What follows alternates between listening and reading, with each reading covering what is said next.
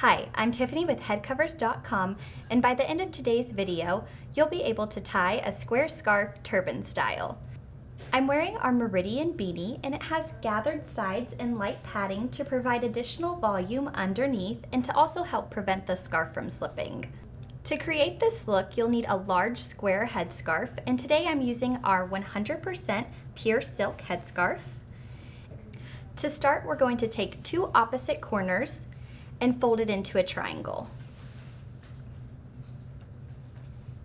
I'm going to start by taking the folded edge of the triangle and placing it in the back against the nape of the neck. And you'll take the two long ends and go over the top corner of the triangle and tie an initial knot. And now I'm going to take those same two long ends and tie a knot again in the back.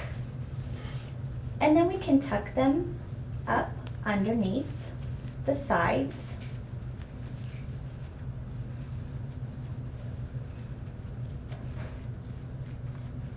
Once you have the tails tucked up, you're going to be left with a triangle in front, and you're going to gather that, and then on the first initial knot, you'll start tucking the ends into it, and you'll just adjust that as needed to go ahead and give you the volume that you're looking for.